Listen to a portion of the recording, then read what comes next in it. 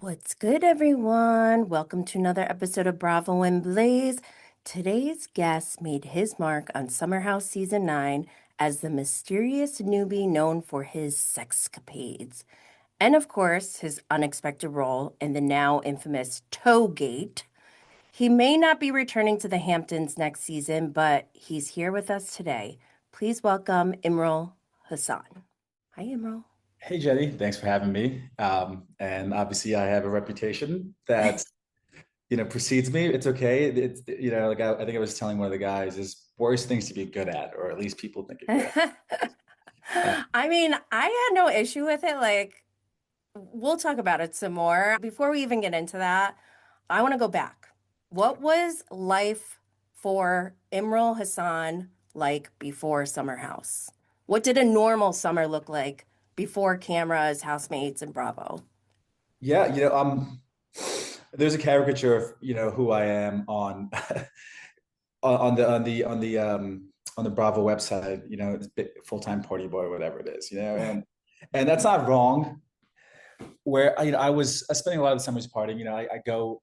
I'm out a few times a week. I have a very flexible schedule. I got to a point in real estate where I can work 20 hours a week and be able to party and do these things. So I'm very high low, work really hard and then party really hard. So that's who I am Hmm.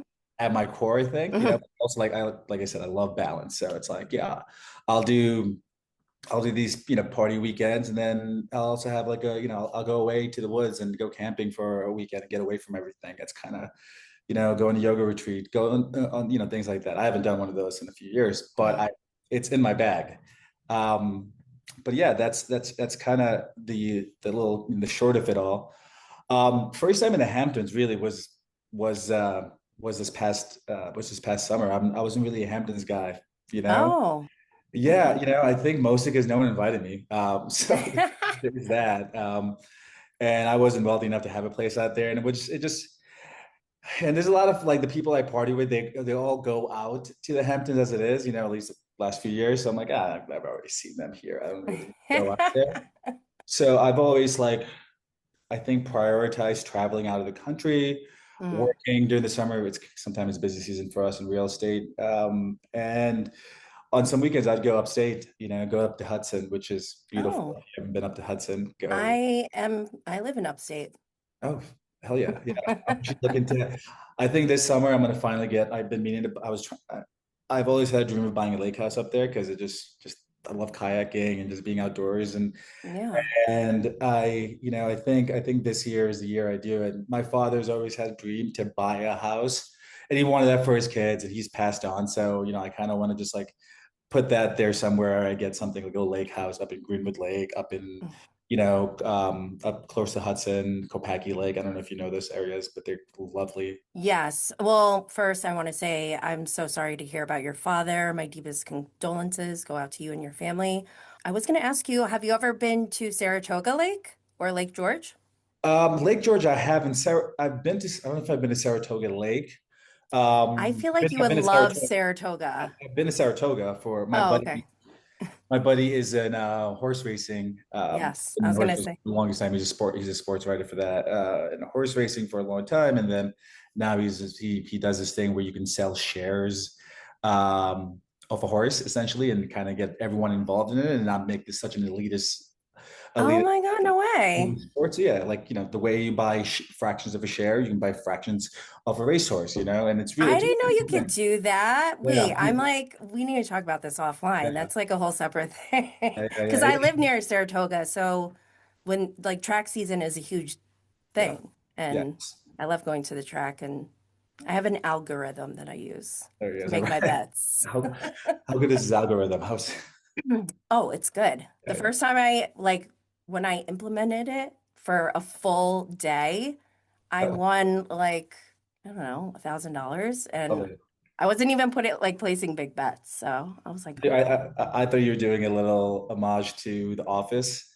If you're just Office, you watch Office. Yeah, but it's been a while. Yeah, there's Ryan is gonna buy Jim and what's her name? Pam? Pam, yeah, a wedding gift, and then he's like, well, instead of giving you guys a wedding gift, what if you give me 500, I put in 500 of my own money, and we put it into this algorithm that I have. And she's like, that's crazy. And then she finally convinces herself, and she's like, but he's got an algorithm. So throughout the Wait, was that towards the end? Because I kind of no, like that fell was off. right before. Yeah, I guess. Yeah, I mean, it was right before they got married. Oh, So okay. season that, I think season 5 or something like that. That's so funny. But yeah, no, no. Let me put you in contact because he's up there all the time, and it really is a really cool way to get into. Like, if you wanted to buy a piece of, if you want to get a horse, you need to have millions of dollars. It's not going to I happen. know these people. No, Yeah, it's a very rich sport yeah. Oh my God. Right. And then or hobby. What is it? that's a sport. It's a sport. Yeah. There's running, and it's a sport. But Yeah. yeah. Anyway, so yeah, I didn't really go out to the Hamptons, and it was like my first time going out there, and it was cool. Like a big part of going out there was also like, yeah, I kind of want to change, at least my sensibility around it, but also like have a little representation out there because it could be a bit. There's a bit of capacity over there, so it's I Yeah. think it felt good to mix it up with that. But if we go way back to who I was before all this, Yeah. also the Tell reason us. I wanted to do the show was because I wasn't supposed to be here, like this was in my trajectory of things to happen, Hmm. especially 10 years ago when I was just like, well, what the heck am I doing in my life? I really, I kind of got into a little bit. I did the best job in explaining exactly how I got there and who I am and all that. Um, Well, can I just tell you what my follow-up question was going to be? I wanted to ask you, you shared on the show that you're an immigrant. My mother is a Korean immigrant, so I always love to hear these stories, and I want to know what your version of, the American dream looked like for you, yeah. and do you feel like it's happening? Yeah. Yeah, I remember, my father brought us over here, just like everybody else, just trying to have a better life. It's difficult to get here. Immigration is very, very, it's a long, long process. And people are like, oh, Hmm. wait in line. It doesn't happen for 99.999% of people, so it's like Hmm.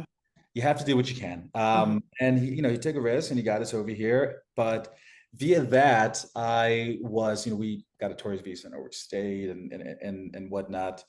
Um, but because of what happened with that, I was not only an immigrant, but I was undocumented. Hmm. How did you go to school? I mean, it's New York, so you can go to school. You can go. Really? You just Yeah, go and they don't check yeah. anything? You just take somebody else's identity. Really? No, I'm kidding. Uh, yeah, Like, what? My diploma says John Brown. No, my mom's license says that she was born a year earlier. Yeah, well, that happens all the time. Which I don't really get why they have to do that. Just with immigration, it's difficult because you just make things up sometimes. But with that kind of thing, it's like, well, it makes more sense to do it this way, and so Yeah, yeah. there's a lot of that. And there's also like some people, not so much like some immigrants. Like I was just back home, and some birthdays aren't a big thing. You're just born. Yeah. That's what you do. Like Yep. that's my uncle. Like, when were you born? And he's like, I don't know exactly what date. I kind of don't even know what year. Wait, It's wait, but isn't hard. that part of like Islam? Like you don't celebrate birthdays. I don't know if it's a whole totality of Islam. I could only speak on Bengali culture, Uh-huh. and it's not a thing. You don't have. I mean, when I was a kid, in America, my mom saw that it was a big, it became part of the Yeah. tradition over here. Where you celebrate, especially kids' birthdays. Yeah. But I don't think that's a common thing over there. And if it is, just say, maybe you give them a special dinner or kind of something like that. But it's not Yeah. a big deal by any means. Really, yeah, I don't think my father or mother ever celebrated their birthdays. It's not a Yeah. they're just another day. There's nothing special to it, and it's kind of Well, sad. you know your birthday, right? Yeah, yeah, no, no. And you I, celebrated when you were growing up? yeah, yeah, yeah. We had the first photos we have here is me celebrating my birthday. So it's like, Oh, that's yeah, we didn't cute. take too many photos, but I have those photos. So it's kind of nice to see that. But yeah, no, I grew up that way. It was very difficult. I spoke about this a bit on the show. They cut it out, but there's so much filming, so it's hard to keep everything. I know. I want to hear everything that they didn't show. Oh my God, there's so much. I don't know if we can get that in the podcast, but yeah. So I was a teenager here, and it was so difficult because I mean, the hardest thing was just like, like not the small things. I couldn't work. I wanted to work and I couldn't work. Yeah. And I'll go back to that in a little bit, and I couldn't drive. I wanted Yeah. to drive. I mean, in New York City, you get away with it, but I always Yeah. wanted to drive. My friends like, why don't you get your license? And then I had to pretend I hated driving, or I was like, and you kind of normalize, all those things where it just like it's not accessible to you, so you have to pretend not to like it almost in a way to Oh to man. have this image, kind of protect your own image in a way. Hmm. And I didn't share my background, what I was going through with anybody around me. A big part of it was just like I was embarrassed. I felt like an alien almost in a way. You feel that way as an immigrant as it is, I think, in a lot of Hmm. situations. But this just added layers to it. And I Yeah. was always angry about that, and felt like I didn't belong. And who am I? Yeah. And just there was a lot of there's a lot of time in my life where I just felt like, what's the point of all this? And you feel sad. You feel just like, well, okay, I get a job. What happens after that? You can't work. Yeah. So it's difficult. You just kind of have to. I remember in my like the last few years of college, I just smoked weed every day because I was just like, I'm done with all this stuff. I'm just gonna go live, party, whatever, and just like I just couldn't. I just didn't. I was kind of checked out. And yeah, you just again, just this longing to belong wasn't there. And I was talking about this yesterday a little bit, on a different podcast, about just like fitting in and not belonging, and people kind of being overly racist to you, and just like You don't even really know when you're a yeah, child. just normalizing it. I remember Yeah. this vividly. Like all my buddies worked in this like Italian restaurant close to where I was in Bay Ridge.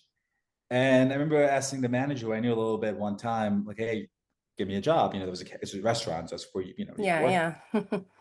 And he was like, no, you're too black, just to my What? face. And I'm like, okay, all right, I guess whatever. And I just like In wait, what year was this?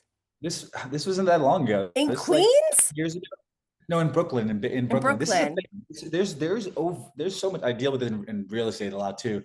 Not so much now, but like especially in those neighborhoods where people are just like so brazen about their racism. I could tell you Wow. so many stories about that. It's disgusting. But to the point that he felt so comfortable saying that. And again, Yeah, that's wild. I'm 6'17", whatever it is at that point. I'm like, okay, whatever. This is just normal things, and you kind of just go with it, I guess, and just normalize that kind of just overt racism. But because it happens so often, and kind of nonchalantly, you're just like, okay, Yeah. just the way things are. And that just added to the whole like not fitting in, not belonging somewhere, and not having money, things like that. That's all part of my, I think, well, definitely part of who I am. So once I've found what I was good at, which is real estate, and made a mark on that, and started being able to do all the things I've dreamt of doing. It changed how I feel about myself, who I am, what I throw out there. So Can I I ask you a really think, question about yeah, that? yeah, What was the turning point for you? Because I mean, like, I'm a first generation. I was born in the US, but my mother is an immigrant, so I see like her journey through that and what it was like for her. But I even experienced blatant racism as being biracial and from my own people who, in my mind are my people, but like they're like, no, you're actually not really considered here. So like I've had this very unique experience in that way too. But I can't even imagine how it was for you growing up and having to go through these additional hurdles. yeah. So how did you pull yourself out of that? What was the turning point?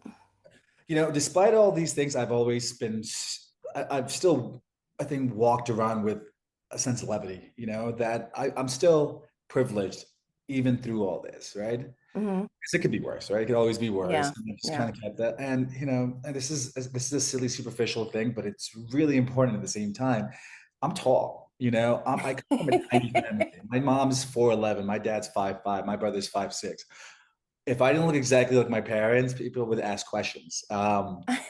But I'm 6'2", I'm 6'2". I blame that, or I credit that to the American diet. I ate so much Lunchables growing up, and it's chock full of hormones. And I would just eat lunch meats. I'm assuming that's what it is. And like, Dairy? Do you like a lot of oh my dairy? God, all the dairy, all the things. I just everything, just growth hormones. Just I just ate it up by the pound. I think that's what it is.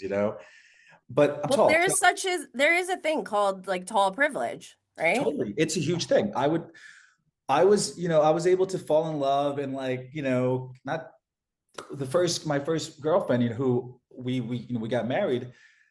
I think a big part of like the whole appeal, it's like it would have been the same thing. Would have been as easy like for us to have this conversation and get together and do all these things. And her really wanted to be with me, and meet and vice versa. If I wasn't as tall, right? I think about those things because it does change things up. But anyway, Well, studies show that tall people make more money too, yeah.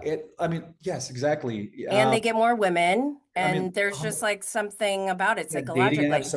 dating apps are what, like 85% of women say that they want They're a guy 6 foot or higher, which Yeah, is crazy. they're adding that now to dating apps, a height feature. Like, But wasn't that, I thought that was a thing for a long, am I, I think it's there, but like they're gonna add more to it. Like it's, you already get filtered out or something like yeah, that. I mean, I'm not complaining, but it's crazy because you can't change your height, right? It's Yeah, it's what you wild. can do, but I mean, aesthetics are aesthetics.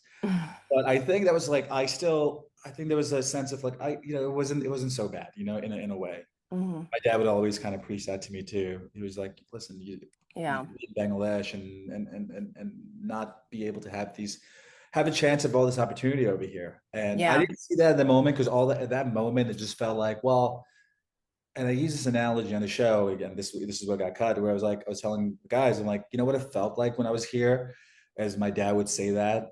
It felt like he brought me to this amusement park with all these rides Hmm. and they'll look amazing. It's like, but he's like, you can't ride any of them right now. You just can't. I'm like, well, Hmm. they're so nice. They look so fun. That car, Hmm. that ride, can't do that. The job, can't do that. The vacations, can't do those things. Yeah. So that's what I felt in the moment. But again, I'm still able to feel that and also be light with it somehow. And was able to, for me to get out of it and eventually get status over here and then start working. And then what changed for me was finding something I'm good at. Hmm. I think that's the biggest downfall of people, where people are most depressed is they don't feel like they're good at their jobs or they're making a Yeah. difference or whatever it is. And then I found I was good in real estate. I got to be, and So use my you're fulfilled, like more so. I mean, now, well, yeah, yeah. I mean, emotionally, in a yeah. way. Well, it feels good to be good at something, right? Yeah. So I was when I got to that point, and then I can buy the things I wanted. That helped a lot. And then obviously that only goes so far, and then you get to a point where like the reason I've opened up the charities is this next chapter of my life where it's like I can't just do this, make money, and it feels too hollow, especially when I go back to Bangladesh every year and I see the Yeah. abject poverty that's happening over there. I'm like, I got to do Hmm. something about this, and I think that's ultimately my life trajectory and life mission is Hmm. someone who rejected his ethnicity because he Hmm. just wanted to fit in as much as Yeah. possible and kind of Hmm. get away from that. I spoke Bengali fluently, and then through my teenage years, I was like, I'm an American. I want to be an American. I want to pretend to be an American. So I kind of lost sight of who I was, who I was from Where you birth, came from. where I came from, because at that point, I just wanted to fit in. I know. And then it comes full circle, and and now I go back every year, and now I want to get that back. And my Bengali isn't as good as it should be, but it's getting better. And now it's like it's one of those things. It's like for a long time, especially when you're a teenager and you don't know what you're doing, your differences make you feel like you don't belong. They make you feel like they're taking away from who you are, and then it takes some time, some perspective to get to a point where it's like, well, no, that's what's making you who you are. That's what makes you Hmm. special. Uh, Yes. Yeah. it takes some time, and I think once I started embracing all that, the last 5 or so years, when I really got Hmm. into my mold, into what I feel like is my dream, Hmm. um, I think I started appreciating all those things more. And I got a Bengali tattoo, and I speak more Bengali, and I'm like, I embrace my differences more, Yeah. run away from them, hide from them. I've never thought I'd go on TV and talk about what I talked about. That was never, especially as a boy who didn't tell his best friends about it. To get to Yeah. this point, it felt scary as fuck, but Mm-hmm. so cathartic to be Good. able to share at least a glimpse of what I went through and who I am. And you never know what someone's going through. You never know. They might, you might see someone might see me and I live in a great apartment and trying to buy a lake house and like tall or whatever it is, and they might not know, and they don't know like what people have gone through. Like obviously I have Mm-hmm. added a very different perspective, a very unique story, but I think the moral is like you just don't judge somebody by what they look like and try to embrace everyone's differences as much as possible. Yeah. You know, what you said about embracing your differences and like kind of owning it and being like, yeah, this is who I am. I kind of learned that at a pretty young age, I would say. Like, I think because for girls and women, it's all about your appearance, right? And like people would talk about the way you look, but then boys who have never seen someone like me before, they're like, they would tease because they don't know, but they're like, actually, I just like really like you. And like, I think you're pretty. And I'm like, this is abuse. Like, what? No, I mean there's no dumber people than teenage boys. So No, I know. But my brother's older than me, and he's obviously also half Korean, half white. And growing up with the biracial experience was totally different for him. He identified as a Korean, like to his core. We went to an all-white school, but my mother started a Korean church with her Korean community. That's how the Korean immigrants like would gather in this area. So my brother really connected to that side more, whereas I was like, I connect to both sides and I know that and like I'm okay with it now. After like I did go through those moments where I was like, oh my God, I'm different and like I don't want to be different. I wish I had blonde hair and blue eyes or whatever. But now I'm like, yeah, yeah, they're haters if they even try to come after me. But my brother is his experience was so different and he just told me this. My brother is 47 now. He just told me this like a couple of weekends ago. He goes, oh my God, I just remembered recently why I stopped hanging out with Koreans in college. And I was like, are you serious? Like that, I remember that crystal clear because, like I said, he identified with Koreans and he was so upset he was hanging out with his Korean crew, and I guess he like made a comment, and one of them said to him, "What do you know? You're not even Korean." And that was like a defining moment for him, where he was like, "Fuck this," and he didn't want to have anything to do with them. But then he wound up marrying an Asian woman. pressure. Sometimes it's easy to go. Yeah, I get that pressure all the time. It's so interesting talking about. I think people when they see biracial people, they're like, it's amazing. You have two different perspectives. Mhm. You're accepted by two different groups of people, and No, at times you're not accepted by either. yeah, that's a It's lot like, of what it is. yeah, not white enough for white town, not not Yeah, Korean I went to enough. Korea when I was in high school over the summer, and this older Korean man was talking to my friends who are full Korean, and I was only like 16 or 17 at the time. And he's like speaking in Korean to them, and I was like really proud that like I went to Hangul Hakyo, which means Korean language school, and I know how to read and write. My speaking is not perfect, but I can get by, right? And I was like super excited that I'm in Korea for the first time. And I said to the guy, like, oh, because we were speaking English. So he made a comment and was like, you should be speaking Korean to each other. But he blatantly did not include me. So I was like, I'm Korean too in Korean. And he was like, don't say that. No, you're not. I Yeah. was like, did he just say what I think he said? It's crazy how even within like ethnic groups and minorities, there is not an acceptance and embracing of people who are who are still within the culture, and there's Mhm. too much of a purity test that happens, and we obviously I see that all the time with Bengali culture as well. Just like they just it's they want to they only want to accept what they understand, and Yeah. fortunate, but I mean hopefully the tide is changing a bit with this next generation. So, in Korea, actually, there was a huge shift in the culture back when American troops went to help with the whatever war was going on, the Great War. Or And because of that, because of that, there became a population of half Korean children, but because their fathers weren't Korean, they weren't allowed to get citizenship. So there were like Christian missionaries who came to Korea to teach them English so that they could go to America and get their US citizenship someday. And so that makes me think of your mission with your school. And I was wondering if you could tell us a little bit about that. yeah, thank you for asking about that. I've been going back, like I was saying, to Bangladesh a ton of times, and every time I go back, I think, well, what do I do to help people out? Because I think when you see this level of poverty, you just want to do something. These are my people. Hmm. Yeah. I could have been one of those boys. Yeah. I So could have been one of those people who was shunned, had no citizenship anywhere in the world. right, it's crazy. Yeah. Yeah, so I think we have to I think just leave that, keep that as fresh in your mind as possible. Hmm. That's the way I think you motivate change. But what I've noticed as I was going 5 years ago was that, well, especially in the island that I'm from, it's a very impoverished place. It's called Shondip. They took a huge technological jump from like no one having a landline or only a handful of people having that, I suppose, to like everyone having cell phones. And that's because its cell phone became so accessible, and it just like I now kind of love that. yeah, That's it like, happens in Africa, it happens in very impoverished countries where yeah, exactly. but the impact of that socially must be pretty extreme.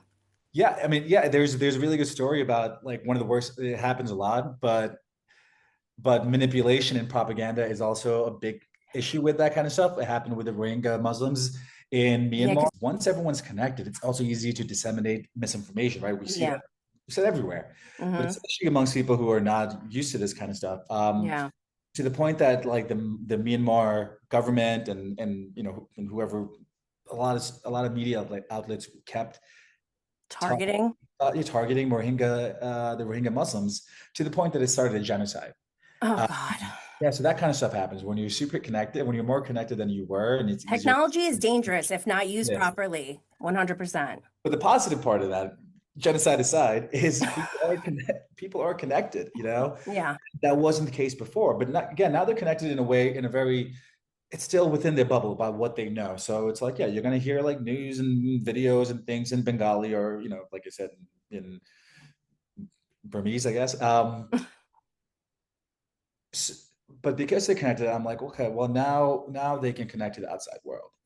I, for the longest time, have had assistants in the Philippines because that's where they go. That's just, when you call a call center, oftentimes it's in the Philippines or in India, because they know English. They get Hmm. taught English from a very young age, and it's almost perfect. They might have an Hmm. accent, it's almost perfect, because they explain how important it is to have that as a skill set. Hmm. And that's not the case in Bangladesh. So I'm like, well, Hmm. we have to do this. We have to teach people English, and we have to tell people how important it is. That second part is much more difficult to demonstrate our end goal in all of this, because people think, well, are you trying to westernize these kids? What's happening here? They rather Hmm. put these kids in like Muslim school, or like after, if they're going to spend any time after school, they rather do it for something that they think is worthwhile. Like again, just praying more and go to Muslim school, or learning math, I mean, which is fine, but our mission is, this is also super important. There's an end goal to this, is if we can teach these kids English Hmm. from a young age, Hmm. they're every day for 1 hour a day watching movies for the most part. That's just a big part of my education arc. It's how I learn English. Hmm. It's easiest way, It's fun. and it's fun. It's just like, instead of like learning, the alphabet or whatever. Yeah. It's like watch movies, slow it down, understand what's going on. You do that for 2 years, you're going to learn English. Just by Hmm. accident, you learn English. You don't need a whole. I mean, we have a curriculum, we're building that, but you do it this way. It's fun. It's accessible. Feed the kids a little bit, they'll get into it. It's super easy. It's not that. It isn't that. I don't think it's that difficult, and we'll see. Maybe I'm overthinking or underthinking this, but that's what we have. And once they have that skill set, now they're going to feel so much more comfortable in Hmm. exploring the world via the internet, whatever it is. They don't feel so, misplaced and, You just want them to feel empowered empowered to like go on YouTube and learn whatever, or or watch. make their own YouTube Yeah, channels. exactly. Where it Oh doesn't my have to be gosh. just within their bubble, within Bengali culture. They can go outside of that, and then eventually I want to get to a point where we actually teach them how to, how to have other skill sets, like I said, like being a virtual assistant, learning Photoshop, learning web design, things like that, which they can now use because they know English and they have those skill set. Now they can go and get a job in Fiverr and this or whatever it is. Yeah. So many different outlets for them to get into Yeah. once they feel empowered to do so. And the first step is English, right? And now they go from vast majority of those kids are going to be either a farmer or a fisherman or working at some shop, making a few $100s a month, 200 probably. And if they get one of these jobs, it goes, you start at minimum $500 typically. So Yeah. that's It's life life changing. changing. It is life changing. Yeah. So Generational yeah, and changes. that's what I was, wrote in my little thing on GoFundMe. It's a lofty dream, but I really think this is the way to get out of generational poverty. We're not Hmm. going to be able to do that for every kid. That's not the goal. One kid's enough. Yeah. I remember like I was talking to my some of my family. They're like, "Why are you doing this?" I'm like, "If it's Really? not well, because they couldn't fully understand what the goal is. They're like, "Why?" They were more curious. Not it's like saying you shouldn't do it. They're like, "Why are you Yeah. doing this?" I'm like, if it's not us, then who? Right? Yeah. Be Hmm. the change you want to be in the world. I think for most people, it's hard for them to see outside of this, and like because they don't have the privilege of having that kind of perspective. Perspective is a privilege. Uh, Hmm. and they just like, well, just deal with your own issues, do this, and then I don't think people can kind of go past that, especially in a culture that where English isn't as important, isn't as emphasized as I think it should be. Hmm.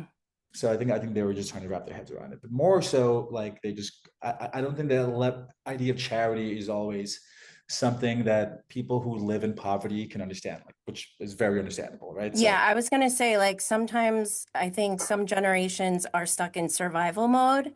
And then when you get to that generation who has been able to break free from that, that's kind of what I think is the next step is to help grow generationally for absolutely. others. I'll have a story, just a quick story and I was using this example even right before my father died. Like my father was a good man, but he also had a very survivalist mentality to him. Hmm. To the point that like he takes care of his sisters who live on that island. Hmm. They're very poor. To the point that my aunt came up to me when I was there, not this last trip, the trip before, and she was like, I don't have running water in my house. And can you help me build a well? It's Oh cost my a thousand gosh. dollars. I'm like, why is my father not doing this? It's only $1,000. Yeah. He takes care of, like, he pays for her, like, medical bills or whatever it is, a few $100s a month. But he wouldn't do this part. I guess the way he thought, it's like, as long as she's surviving, it's okay. This is a luxury, which is mind-boggling to me. But again, that's Hmm. a perspective I was able to have. But I was kind of harping on or adding on to what you were saying. Just like, even if you have some means, there's so much of a survivalist mentality to Hmm. the generation before us. Yeah. And going back to the whole idea of the American dream, I think that's what that is. Getting away Yeah. from survivalist mentality. Hmm. I'm living, right? I think Yeah. you saw me living, essentially my best life. Like I was, like I said, I wasn't supposed to be there in my own way, and like Hmm. from where I came from to where I am now, I got paid to go party in the Hamptons over the weekend. It's not a bad gig. The drive out there, though. Can we talk about Yeah, I mean, that's why I took my I motorcycle hate most. the drive. Oh, yeah, you had the Yeah, yeah. Yeah, I took my motorcycle. Oh my motorcycle. I God. took the motorcycle half the That's time. The other way half time we we easier. we filmed. So I Yeah. was there for one of those. Another time me and Charles drove up. But I went up there with 4 weekends out of the 8, or 5. I can't remember them. And yeah, I took my motorcycle out 3 of those times because I was just like, that's the thing about having a motorcycle is I'm always late for everything because I think everything is 15 minutes away because I'm just, zipping around the city. But yeah, that was, yeah, if I had to do a 4-hour drive, it would have been difficult. Ugh, I used to do that drive when I lived in the city, and I used to go out there because one of my good friends lives in Montauk year round, which I'm like, how do you do this in the winter? It's so weird. But oh my God, I am fine. I am perfectly fine if I never go back to the Hamptons ever again. That No, drive is not just too worth it. painful. No, never It's not again. worth it. They should have like a fat, like a. I wonder how long a boat would be. I feel like I even if think they have like ferries and stuff, but from New York. well, like from upstate, you can go Yeah. through like Connecticut, I think, or something. I don't know. Like, it took me over 5 hours to get there once from Albany to Montauk. Maybe 6 hours. I'm like, that is Yeah. way too long. Yeah, I But was considering taking a blade one time. It was like $600 for a seat. I'm like, that doesn't sound terrible for like a that's worth it. for a 30 for yeah, like a 20-minute drive flight compared to a 4 hour flight, Yeah. 4 hour Oh my drive. God, I didn't know it was only I $600. think I think on like some like off peak days, I think it goes Okay, up to okay. 1,000. There are seats in some of them. They're like $500-$600. Hmm. I mean, because it's a short flight. Yeah. A But short, then short. also I get nervous in those like small aircrafts. Oh yeah, no, that was also like the crazy story about. I don't know if you saw or anything, but taking my father back, I felt like I had to do it. There's a lot of Muslim tradition around keeping Yeah, I the body saw right. like some of your stories and I like just Yeah, my heart was going out to you. yeah, it's something you want to feel connected to the world, especially as somebody very close to you passes on, right? You want to Mm, feel like there's more meaning in life, and you look for signs, right? And the mm, weather is just the best example of that because it's something that you have no control over, and when it shines on you, literally, it feels like everything is aligned for this passage. It rained the whole week when I was here when my father died, which is appropriate because you're grieving, right? And then I brought him back, which I wasn't like a lot of people told me not to, but I had to do it. I couldn't bury him out here in some random cemetery wait, people said not to? yeah, there's a lot of Muslim tradition around like Because you making have to sure do the it like body. right away, right? Yeah, yeah, you want to do it within a few days, and Mm-hmm. there's a chemical process that happens when it's so like you're harming the body more. Oh, if you, So you want to be careful. But my mother's there, his land's over there. I had to bring him back. It was a yeah, choice, and it's also my final journey with my father. So yeah. it's something I felt like I had to do. Mm-hmm. But when I got over there, we were going to originally take him on an ice truck from the capital city to the city we live in, which is a 6 hour drive, and then from Oh, there put that ice truck onto a ferry, which is a 2 hour ferry ride. And the drive it was oh gonna take my a fucking God. day, and it was just like I just logistically it was a nightmare. Everything had to be perfect. Yeah. And then it was also monsoon season, so we found out that the ferries aren't even running, so we don't know how long it's going to be.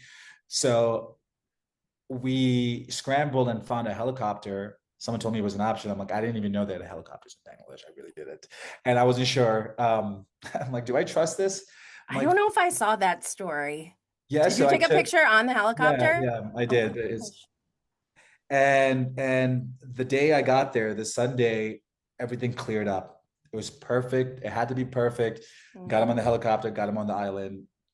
First time my dad's been on a helicopter, I pretend that it's been his lifelong dream, and he got to go on one. Stop. So You're gonna make me cry. yeah, it was, and it cleared up, and we got him there. We buried him that day. So it's a very beautiful process. A big part of Islamic burial passage or burial rites is you want to feed as many people as possible. Every time you feed Mhm. somebody, food is it's 90% of the culture. Mhm.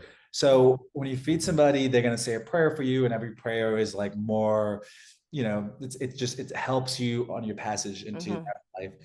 So that day, like I said, that Sunday we got there, clear as day, and we were able to feed a bunch of people. We did the burial process. We buried him that day. It was beautiful.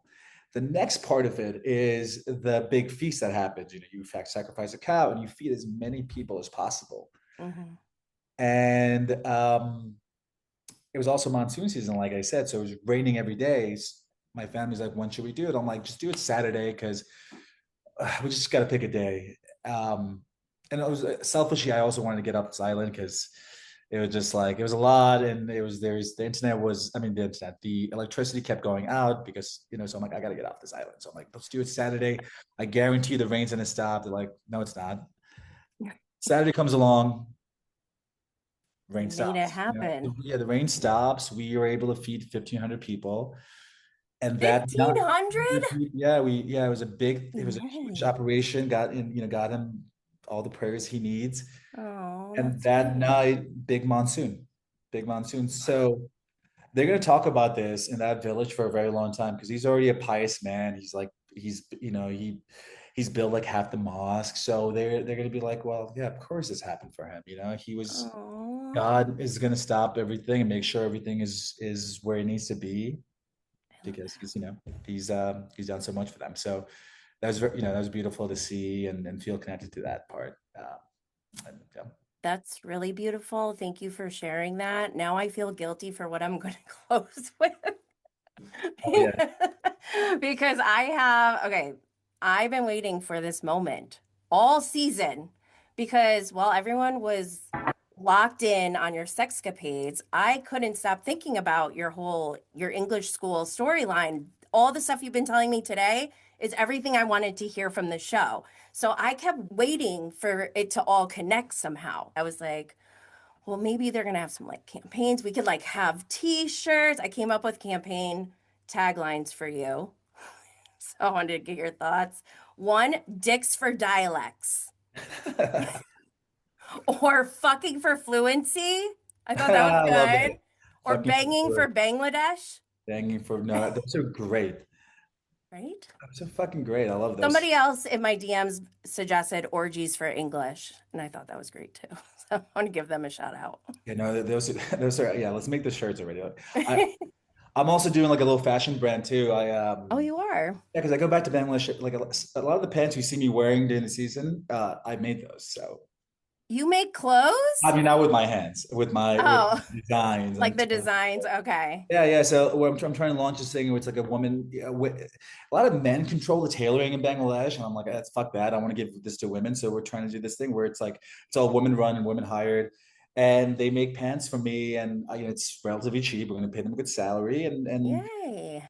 and yeah, and they're fun designs. It's like I was talking to Carl. He said I showed him one of my pairs, and he's like, yeah, dude, I'm definitely gonna do it. So Wait, are they baggy? they're Because baggy. Yeah. He's in his because baggy era. Carl's in They're it. super, super baggy. And he's like, I love those pants. I'm like, I was hoping you would say that because we were hanging out last week and yeah, I brought them out. I was like, gonna be subtle with it. And he's like, dude, I love those pants. I'm like, perfect. Will you Missed put them on the show? opportunity. You guys could have really had the baggy pants party. I mean, it can still happen. He can name drop me, I might go back for a weekend. Who knows? That's all those things that could happen. Yeah. Yeah. Would you go on any other Bravo shows? Do you know any other Bravo shows? Do I No. know any other Bravo shows? I mean, like, yeah, the fun ones. I've seen, Southern Charm and Hospitality. They seem fun. Yeah. I've seen a little bit of Below Deck. That is, I love the sea. I could So see you as a primary. yeah, That would be I love, good. I love that kind of. I've only seen like a handful of episodes, but like that concept sounds great to me. Wait, And if you go on, it's something active. Like I think I could only do like active things I if was gonna say, can I could you? never do like a Love Island or anything like that because it's just too That's much. I mean, disgusting. yeah, it's like I mean, one of the main reasons I did the show was like it's only in the fucking weekends. I'm like, it's great Yeah. back to live my life and just go right out, come back, boom, done. But if I'm gonna do anything for a longer term, it would be something like that where I can be on the ocean I was gonna say, I could see you as a primary charter guest, and I highly recommend you get Captain Carey because he's known for his adventurous excursions, and that fits in perfectly with what you just said. I actually was talking to him or tweeting with him on Monday, and I asked him, what is your most favorite excursion? Because my favorite so far has been this bicycle ride down this mountain. I forgot where they were, but it was gorgeous. And I want to do that someday. But he sends me a GIF with like a submarine that reminded me of like the Titanic tragedy. I was like, what? That's your favorite excursion? Ah, no, thank you. But he did go on a glowing evening kayak with his charter guest this week. That looks so cool. That's so cool. Yeah. Have you ever done that? Have you ever done No. bioluminescence? I've done the bioluminescent. Yeah. Have you ever scuba dived? I feel like if you don't like submarines, you probably No, won't no, scuba I'll dive. have a panic attack. I don't even So, like snorkeling. that's so fun. I love it. But I love the water, but I'm so afraid of it. Like I don't need to be in it. I like a pool. Yeah. No, I get that. No, it's yeah, it's super scary. There, we have no idea Yeah. what's happening down there, and you Yeah. have zero control over it. Yeah, I have too much to live for. So, love it. well, before we wrap, anything else that you're excited to work on? It sounds like you have your hands full. You have your real estate career, you have your English school, your new pants. I love that Carl's excited about Yeah, no, he's all about it. So he's a good guy. them. No, yeah, I It think is. summer's gonna be full with that. I got a few trips. I'm doing all these things. I'm launching a new building. The new building is right by Carl's soft bar. So we're talking about Oh, really? that too. Um, I have a question about Carl's Bar. What do you think about a 7-year contract at 10,000 a month for rent? Is that yeah, normal? it's that's you do 10-year contracts in Oh, commercial. really? Yeah, you do 10-year contracts. Typically, you do a 5-5, and then there's always he mentioned it a little bit on the show. But there's a good guy clause. You know, you can get out of it if you Oh. need things. Oh, so But it's standard? it's very standard because oftentimes when you do commercial leases, there's a lot of rent abatement that happens because Hmm. there's a build out process. So you don't Yeah. rent for like half a year or a year. Yeah. There's a lot of concessions that go into it. Okay. Yeah, so Okay. I just was like worried at first. it's completely normal. You have to, Okay. from the landlord's point of view, it's like if I'm going to give you all these months free or whatever it may be, we want to know that. And That you're also, locked in. it's also for the tenant because you're spending all this money. The build out is it's a very 600,000. expensive build out. It's Yeah. beautiful, Oh, good. but you want to make sure that on the other side, the landlord doesn't go and raise your rent and there's a rent escalation in most commercial leases, Hmm. but it's not regulated, right? Unless there's a contract for it. So maybe the next, you piss off the landlord's being, landlords aren't the best, right? Hmm. They could say, well, you know what, we're increasing the rent 25%, right? If you don't have a lease in place, So that's then saying, you yeah, lose your investment into the build out. exactly. Then you're like, you hear this all the time, like establishment closing because you can't, even though they're very successful, because their owner said, you know what, we're going to increase the rent too much. That's why you want a contract like that. It's just something you have to do. You can't go into one. It's usually 10 years. So this is a little less, and the way I don't know So we exactly got the a good deal. it seems like it. I don't know the full details behind it, but 10,000 for a space like that, it's a very large space Yeah. in what I think is going to be a very prime area. It's already kind of prime, but it's kind of a weird, but there's a bunch of really cool restaurants over there already. And like my building, which is a 130 unit building, it's just going to open up. And then they already have another, and these are ultra luxury buildings. So it's going to, and Oh, with people that's who, good. who are kind of catered to that lifestyle as it is, who are kind of drinking less and less.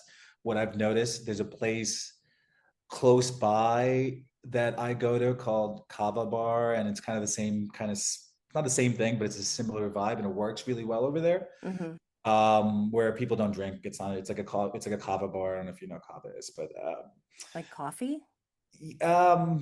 it's a plant like it's not exactly like coffee, but it's a South American plant that gives you energy. Oh, Yeah, I yeah, think I have heard of it. Okay. yeah. Yeah, I think the other thing you might be thinking is Kona, which is like a Hawaiian coffee thing, maybe. I don't Yeah, know. I think I have.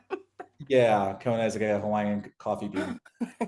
But yeah, no, it's I think it's a good deal. And you're Thing with build car, opening a building there that's going to be like commercial? yeah, no, that's a residential. So Oh, yeah, it's a high it's a luxury not a high rise, it's like a 12-story building. you own the building? I'm the lead broker. That's what I do. Oh, gotcha, gotcha. Okay. Yeah, I think we spoke. I don't know if it ever got aired, but that's what I was doing last summer. I launched a new building, and we couldn't film as much on that because it was under construction. But Hmm. I do from in real estate. I go from building to building, the broker for that, try to get all the units leased out, and then move on to the next building. So So, have you ever watched Million Dollar Listing? yeah. Oh, okay. I deal with it from a rental point of view perspective, so it's different, but it's still building. So Mhm. there's a lot of money behind it. It's just like not as sexy as like dressing up a $5 million condo, whereas we're leasing out a bunch of super expensive, probably too expensive apartments, but that it's a different ballgame. Yeah. So yeah, Well, but that's very yeah, cool. I'm excited about it. It's gonna be a good summer. Well, congratulations. I love to learn more about Yeah.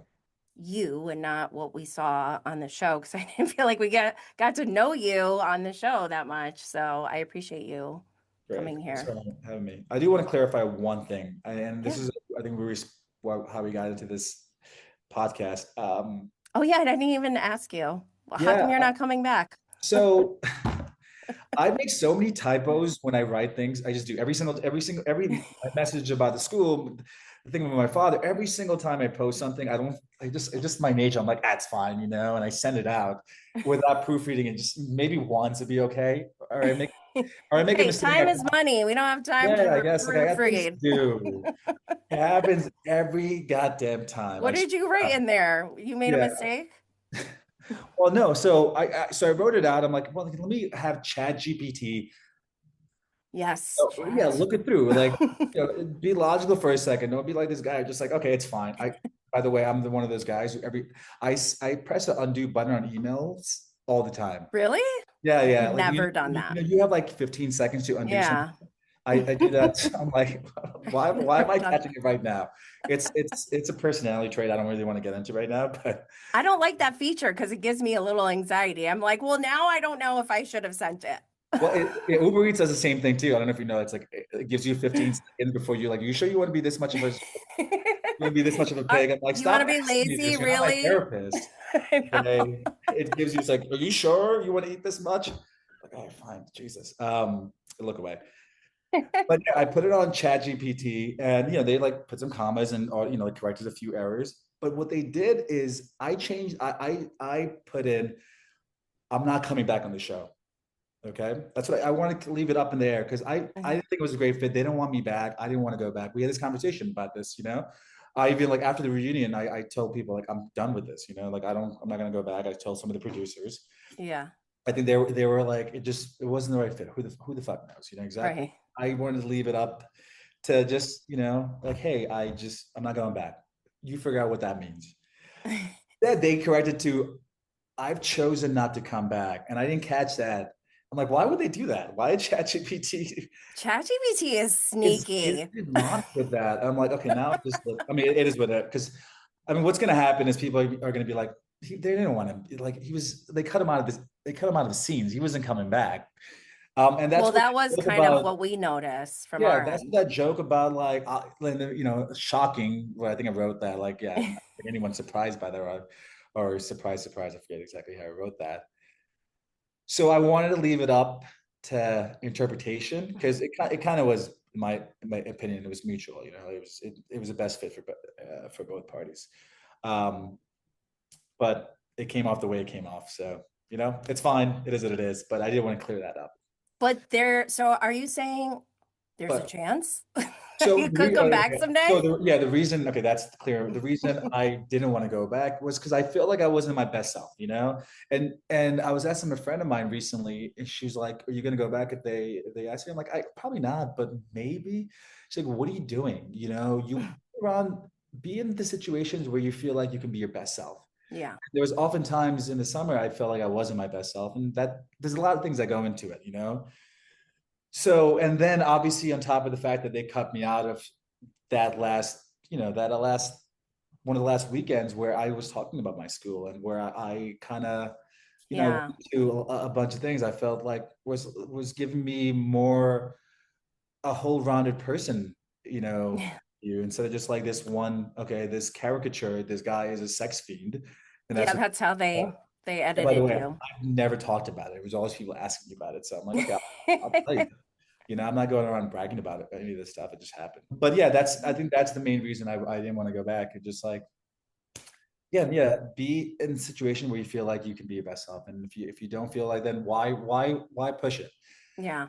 My ego gets in the way sometimes. I'm like, well, no, people haven't really seen your full self. Go out there and do that, Hmm. 'cause there is more to you. And then the flip side of that is like, well, it might just be the same thing that happened again. So why repeat things? You got a good thing going. I had zero expectations going into it. I did it because it seemed fun. Yeah, Uh, why not?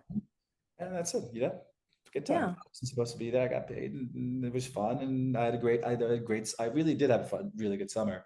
that's good. In my own way, and leave it at that. I But enjoyed watching you on. I just wish that they showed yeah, more. and not just like focused on that one side of you. Yeah, yeah, I do too. I mean, there wasn't like, there wasn't like so much footage that they could have shown, but there was enough there that they could have done, I think, a better job in showing who I am and what I'm trying to do, especially like I said, the school stuff, and then like, and there was like they cut out scenes with my mother, like I was FaceTiming with her, and they recorded that, and How dare they? yeah, I've been taking care of my mother for the last 7 years, or actually 8 Where years. is she? Is She's, she she's in here? Bangladesh. I've been trying to get her back here. Immigration is so difficult. I've been trying to get my mother back here. I'm a citizen for the last Yeah. 10 years, and it's gone nowhere. It's not as easy as people think it is. No, I And know. once there's a roadblock, it's so difficult to get through that. But yeah, she's over there, and I've been supporting her this whole time, and it's just something that I have to do. Hmm. I love doing it. I have the capacity to do so. But it was just her talking about our relationship and where we are and all that. So yeah, and they just cut that out. So She speaks English? yeah, a little bit. She was here for a long time, and then but she does speak English. She speaks Bengali way more. And when we speak, it's in Bengali. Oh, it is? I Yeah, was yeah, gonna yeah. ask. It's in Bengali. Oh, cool. I'm sorry Um, that we didn't get to see that. But yeah, with technology, as you know, you can always share your life in other ways. You don't have yeah. to go on Bravo. No, no. I mean, one of the things I wanted when I went on the show last year, was I wanted a platform for what I think is my life mission, and which it was a school. I wanted to, Yeah. whether it was on the show or through followers or whatever maybe, and it's exactly what I got. I post the story, and every time I do something along this lines, and I'll post another one once the second school is open, which hopefully should be in the next month or so. Um, and there's so many people reaching out to me and offering help. Hey, Yay. I've done UNICEF work, and I've done, this one woman reached out to me. I would love to go to Bangladesh and set up the curriculum for you over there. I have so many people like, we'll do telecom, we'll teach the kids over there, all these things. I love that. Because I don't know what the heck I'm doing. I'm just like, I got to do something. So like, this was always part of the vision that I had. You got to get the right people to Yeah, help you build exactly. This was everything. always a part of the vision. This is what I wanted to share. Like the That's party, great. whatever, it's fun. It's great. I didn't think I was in a, I honestly, I didn't think it could have happened, but that wasn't my goal, like to make a career out of this in that way. Maybe something happens down the road. You see me on a boat somewhere and as a, you know, Below deck. I'm here for below deck. but for now, this makes the most sense. And, I'm Yeah. glad, I'm very grateful to Bravo for having this platform, whatever Yeah. it is. It's still something that I didn't have before, Yeah. to be able to do what I think I'm intended to do. And every time I hear people reaching out to, or I see people reaching out to me, it motivates me more to keep pushing, and keeps me accountable to to my mission essentially, So No, I super, love that. yeah. Well, again, thank you so much. I hope everyone goes and follows, and I can't wait to see what comes. Thank you Thanks so so much. much, Emerald. And for everyone listening, don't forget to subscribe, leave a review, and check out Bravo and Blaze wherever you get your podcasts, YouTube, and of course on Instagram, TikTok, and Twitter at Bravo and Blaze. Stay lit, stay unbothered, and I'll see you next time.